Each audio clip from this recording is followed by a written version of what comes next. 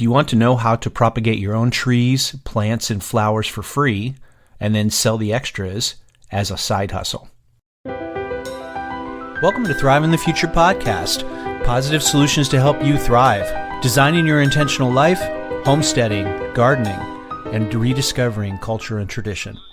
Do you want nut trees? I've got chestnut, elderberry, comfrey, all of them adapted for the Midwest. Check them out on grownuttrees.com.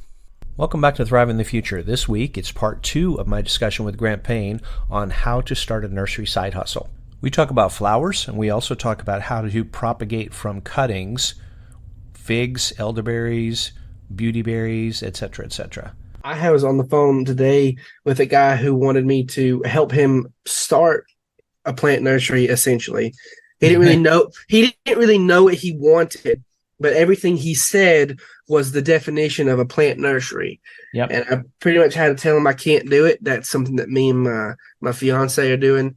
And so, I feel like he'd be 7 minutes away where we're moving on the farm. Mm-hmm. And I'm like, I cannot use my interpretations of the nursery business and my interpretations of how to do it, lay it out, give it to you without any stake in your game, and then move 7 minutes down the road and start the same thing. Right. So I told him, I said, look, if you need any questions, I'll be more than happy to answer some basic questions. We'll keep in touch. We might do a venture further down in the future. But he has a neighbor who has a vineyard, and vineyards are exploding all over Georgia. And he said he needs a specific type of grape rootstock, but he can't get it because it comes from Italy. And he says there's not really any good growers here that do that. And he has to place an order for about 150. And I'm like, I told him that if he could give me his contact information or give him my contact information, that's something that I can do. And if he can give me enough rootstock to go and start with, next year I can maybe start getting that. Him as the vineyard owner would have in contacts with other vineyard owners to say, hey, this is where I get mine here in Georgia. I can always give him like a eternal discount if he keeps, throwing that business my way and getting the word out that I can custom grow your rootstock as ordered. Right. Yeah. Another thing to think about is that he does figure out how to do this nursery, right? And you're 7 minutes down the road. You're going to specialize in some stuff that he doesn't do. Like, like I said, I've got the apple guy just down the road, but I don't do apples and he doesn't do nuts. Yeah. So for me, this is going to be more commercial. So it's going to be like your spring annuals, your vegetable plants. We're going to cover pretty much everything you can go and get at Lowe's, from shrubbery to trees to, your perennial bulbs, everything. I even want to get into bulb production because there's not a lot of bulb producers in the United States. A lot of that comes from Holland and the Netherlands. And then there are the caladiums bulbs come from Florida. So I know there are some restrictions on what I have, but you can always, if you get enough crop, like I wholesale bought like 260 paper white bulbs. I planted them, fertilized them heavy. They ended up multiplying by 4. Each one turned into 4. So if I were to split those again, they're going to continue to grow out and multiply exponentially. Same thing with anything like amaryllis. So can you take the bulbs and then split them? Yes. Oh, you can? Okay. So those 200, and they're a narcissus. So that'd be 260 times 4. Wow. So like amaryllis, I planted an amarilla bulb that I got from my grandmother 3 years ago. And that one bulb is now 13. Now they're not all the same stage of maturity, but they're still, one is now 13 over 3 years. That's almost 4 years if you keep it in good soil, good sun. And if it's in crappy soil, it's basically in our gravel driveway that we pushed the garden bed forward. We didn't get rid of the driveway. We just put stuff on top of it. So, it's not in a great place, but, Georgia is rich in minerals. We just don't have any topsoil. We're just clay. We're just 100% clay because all of our topsoil was eroded decades ago. Oh, wow. Yeah. So we still do fine, but there's just not enough organic material and organic matter in the soil to kind of get it going. So you can always, even if you're doing like a vegetable garden or a vegetable production, if you work, mulch and leaves into the soil about 8 inches down, you'll start to build up, a good layer of topsoil that'll be nice, rich, and humus. So you were talking about you were getting cuttings. They were basically discard cuttings, like just trims off of plants from, some local place like a Home Depot or something where, one of your relatives works there, right? And you were taking them home and rooting them out. So how do you do that? What's your process for that? Do you just stick them into some soil or do you do something special? Rooting hormone is your best friend. Now, I didn't know this, but there are 3 strengths of rooting hormone. Really? I didn't know that. There's rooting hormone for hardwoods, softwoods, and then there's rooting hormone for like vegetative plants. So I didn't even know that until this past semester. We got a new teacher, and he gets much more in depth with the field. Cool. So I just get like a regular, just a regular rooting hormone. Go crazy with numbers, because half of it will probably die. You always think you have too much. Don't do it. You probably have just enough. If you have more, that's great. You have more. So you always want to do too much, because you can always get your stuff together and make it happen. You can't really go back and fight the time if you didn't plan out to do enough. Right. So you've taken the cuttings from the plants over there. Mm-hmm. You stick them in rooting hormone. You stick them in the ground. Are you watering them? Are you spraying them? What is the best way to? I keep them inside under grow lights, and it's in a nice good potting mixture, and then just kind of keep it moist. Don't keep it wet, but just kind of keep it moist. Make sure it doesn't dry out, and then just give it time, 3 weeks at least. Stuff like coleus, begonias, extremely easy to propagate. Lantana, easy to propagate. Celosia is easy to propagate. All these different things are kind of relatively easy to propagate. Like you could even take you could take dahlias. Dahlias are a tuber in the ground. So you could take the vegetative part of the dahlia, cut it up, and root it, and then it'll create new fresh tubers over time. Wow. Yeah, I had a lady contact me on Facebook today, and she was saying, how do you do mulberry cuttings? So I said, well, I usually take them, I take the mulberry cutting and I do just like you said. And she was saying that she takes the mulberry and she sticks it in a pot of water and it starts sprouting. And I'm like, I've never seen that happen before. Yeah. Have you seen that? You can root figs in water. You can probably root pomegranates in water.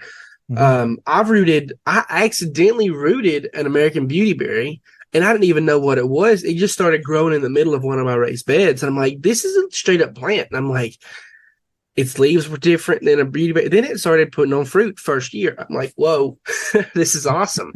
So that's awesome. And then I did the same thing with elderberry. I broke off a stick, shoved it in the ground, and it rooted by itself. This is just in my garden beds. Now, if you want to take more responsible cuttings, about 8 inches, 6 to 8 inches is good. Cut it at a 45-degree angle, scratch a little bit, and dip it in your root hormone. Put it in your dirt, keep it in a place where they won't freeze and gets plenty of light. Mulberry trees, I do say do the same thing, but most of these things, you could root it in water. You have a higher chance of it rotting if you don't change the water frequently enough. It's also, for me, that's just a hassle. It's like you have to go change the water when it's in this. Sure. You let it do its thing. You let it take its time, and it kind of gets rid of the chance of rotting. They could straight up die, but they wouldn't necessarily rot because you forgot to change the water. Yep. Yeah, I do elderberry cuttings so I planted elderberries in an apple guild around an apple tree. And elderberries are outperforming the apple tree. So every year I have to go in heavily prune them back. So I just take the stick. I was putting them in a pot with rooting hormone, but then they weren't transplanting very well in like May and June. So I just take the stick, like you said. I just stick the stick in the ground, and I've got elderberry all over the place now. So if you want to look at it from a more, I would say, nursery perspective, is you'll want to root them, make sure they're fertilized. You need to make sure they have enough roots before you transplant them.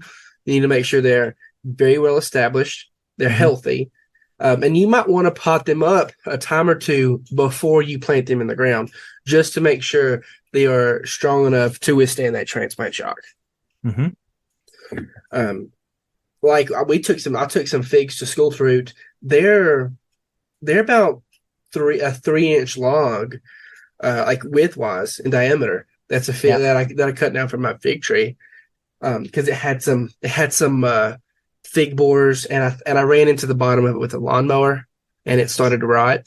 So I just cut it down, and so I've got about 6, basically logs in a pot at school rooting. I did one and it rooted, and it's the fastest growing one there is, just because there's more energy that it can shoot out into root. They root faster, they grow faster.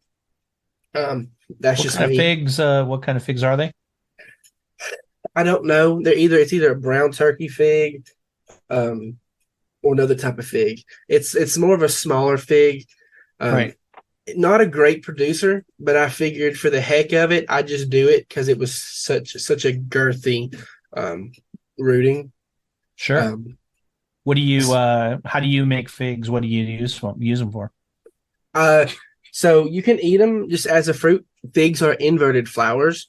They're either self-pollinating or pollinated by a fig wasp. So they'll go inside the fig, pollinate it, and then die, and then the acid inside the flower dissolves it. You can use Appetizing. Yeah, I love them. I absolutely love figs. They are my absolute favorite fruit. Really? They're kind of creamy and milky. You don't really get that in anything else. But we just did 13 quart jars or 13 pint jars of fig preserves. You can use them as hors d'oeuvres. Cut them in half, put them on a cracker with cream cheese. My teacher, he's 78. He's an upstate New Yorker. He said, take them, wrap them in bacon, cook them in the oven. Cook them in the oven. And he says, oh my gosh, he says they're the best thing. So I've got a handful that are waiting to ripe. As soon as those things ripen, I'm throwing them in the oven wrapped in bacon. Let me know how that goes. That sounds awesome. I will. It does. It sounds really good. I bet you they're all candied. Like by the time you do that, they're. Yeah. Yeah. Wow, that's great. Let's talk a little bit about some places you can sell. So, I've sold on Facebook Marketplace, and then I set up a real quick website, grownutrees.com. I've been selling quite a bit through there. And then eBay, I've sold a few through eBay. One of the things that have been bothering me about eBay lately is they freeze your money until the person receives it, which is I don't know how long that's been going on, but I'm like, where's my money? I see the sale, but I didn't see anything come through from PayPal. Yeah, eBay is a very buyer friendly site, so you can screw over the seller very easily by saying, "Oh, I didn't get it. It didn't arrive." All those things. But I wouldn't have thought to try to sell trees on eBay. That's pretty smart.